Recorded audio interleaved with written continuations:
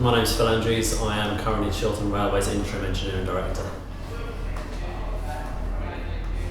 When we have to short form a train, this means that we're unable to provide the required number of coaches as displayed in the timetable.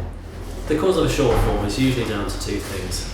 We may have to stop a train for scheduled maintenance, which is similar to the way that your car might need to stop at a garage for a service. We also may need to stop a train if there is a defect or damage to that train which prevents it operating safely or reliably in service. The length of time taken to either service or repair a train can vary. Generally it can take between 2 to 3 days. Over the length of the Chiltern franchise, Chiltern has taken on lease a number of different types of rolling stock.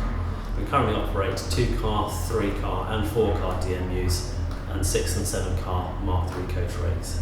Because of these differences in train lengths, if we do suffer an issue or a defect with one of these trains, we may have to short form one or multiple services to make sure that we can supply as many carriages as possible across the network. We only do this when it's absolutely necessary if there is a defect on the train, which means that it cannot run safely in service. Chiltern Railway takes safety as its number one priority. We absolutely need to make sure that all of our trains are completely safe and reliable for our passengers every day. All of our engineering teams are working really hard 24 hours a day to make sure that we can provide enough trains to provide the service that our customers require. We have investigated the current issues and we have identified a number of priority issues that we need to address to make sure that we can get these things back on track as soon as possible. We'll be completing an overhaul of our Class 165 alternator rafts. These provide electrical power to the train, and over the summer months, particularly during periods of high use of the air conditioning system, have proved to be unreliable.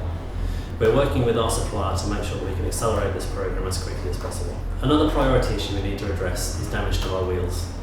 What we have found is over the last number of months, we're suffering significant wheel damage caused by issues in interface with the track.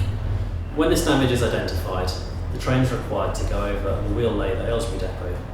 That can cause up to 6 hours of work just to return the wheels back to the normal condition, as well as a number of other activities which need to take place to the vehicle to address differences in ride height before it can go back into service. We've also got a number of trains which have been stopped long term due to some derailment damage and also a waiting space on a heavy maintenance facility.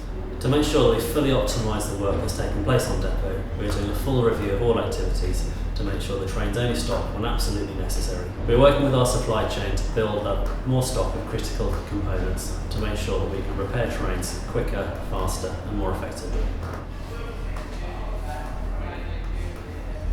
Generally, the only time suitable rolling stock becomes available is during a refranchising process.